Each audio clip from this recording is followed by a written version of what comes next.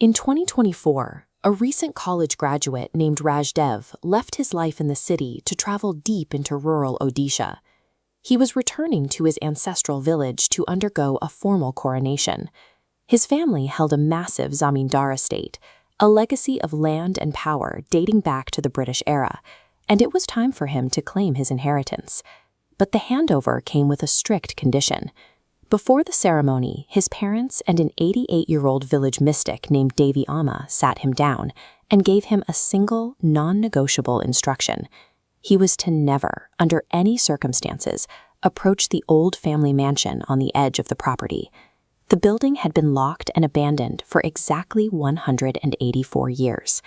Rajdev realized that his entire upbringing, kept away in the city, entirely separated from the village environment, had been a deliberate, generational quarantine designed to keep him away from this exact building. The property was surrounded by an atmosphere of intense institutional fear. When Rajdev asked the estate's caretakers to open the gates, they flatly refused, pleading with him to stay away, even though he was the legal owner of the land. The terror was physical. Just days into his visit, an estate gardener suffered a massive heart attack and begged to be let go. He had simply peered through one of the mansion's windows late at night and seen something moving inside. This extreme secrecy had the exact opposite effect the family intended. Instead of scaring Rajdev away, the warnings pushed his curiosity well past his sense of self-preservation. He needed to know what his family was hiding. So in the dead of night, Rajdev bypassed the terrified guards. He found a broken section of the perimeter, climbed the stone compound wall, and dropped down into the dark courtyard of his ancestors' hidden secret. The silence his family had violently enforced for nearly 2 centuries was exactly what triggered his investigation. Rajdev navigated the pitch-black hallways by flashlight until he reached the western wing. There, he found a door entirely sealed off by thick, red, enchanted breads. From inside the room, he heard the faint sound of crying and the rhythmic jingle of ankle bells. Following the noise, he found a small corner window bathed in an unnatural bright red light and leaned in to look. Inside, sitting in the crimson glow, were 2 mutilated figures. One was a man with his neck half severed, covered in blood. Next to him sat a transgender woman wearing a dancer's dress, her hands horribly burned and decaying. Suddenly, the figures stopped. The woman looked directly at the window, locking eyes with Rajdev. Recognizing his face, she pointed at him and screamed that he was a descendant of the demons who did this, swearing to kill him. Rajdev fled the house, but the reality of the encounter stayed with him. The spirits in that room hadn't just appeared, they had recognized his face. This was a blood-bound vendetta waiting specifically for a member of his family. The next morning, a terrified Rajdev went straight to Devi Amma's house. He demanded the absolute truth about the mansion, and the mystic finally opened up. The story began 1840 years ago, during the reign of Rajdev's great-great-great-grandfather. He was a prominent Zamindar with immense wealth and absolute untouchable authority, backed directly by British colonial officials. Over time, the Zamindar grew obsessed with a beautiful transgender dancer named Priyamvada. He brought her to the mansion to live with him exclusively, dismissing his previous companions and pouring his attention onto her. This move terrified the Zamindar's 4 sons.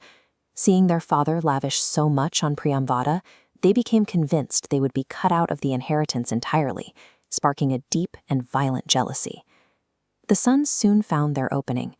Priyamvada had begun taking lessons from a local village teacher, Masterji, and the 2 fell in love. The sons paid a servant to spy on them, and then informed their father. Enraged, the Zamindar confronted them in the western room.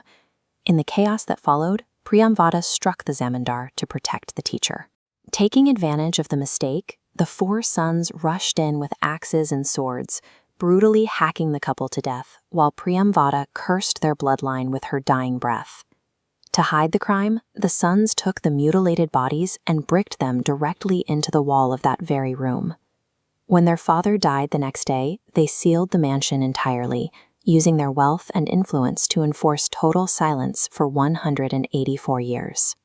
For nearly 2 centuries, the weight of an unpunished double murder had been left to fester behind those walls, turning a family home into a permanent crime scene. Hearing this, Rajdev realized his modern, educated family had never been protecting him. By keeping the secret, they had been acting as cowardly accomplices, hiding a brutal double murder committed by their ancestors. Rajdev decided to end the evasion. He brought in clan priests and tantrics, organized a massive Mahayagna ritual, and used his own hands to rip the 184-year-old seal off the door to the western room.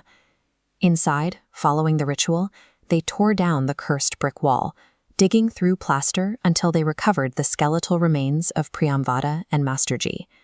For 7 generations, his family had tried to handle the curse through distance and silence. Rajdev was proving that the only way to end the cycle was to physically confront the evidence hidden in the brickwork. Kneeling before the ceremonial fire, Rajdev offered a sincere, agonizing apology on behalf of the men who committed the crime. He then performed the proper, long-overdue final funeral rites for the 2 murdered victims, watching their remains burn.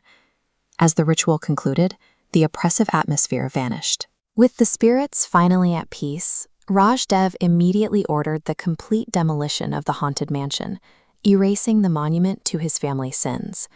He donated the cleared land directly to the local government. Today, the children from the surrounding villages use that space as a playground. The 184-year silence ended only when a member of the family finally refused to look away. By exposing the truth and righting a centuries-old wrong, Rajdev transformed his inheritance from a burden of ghosts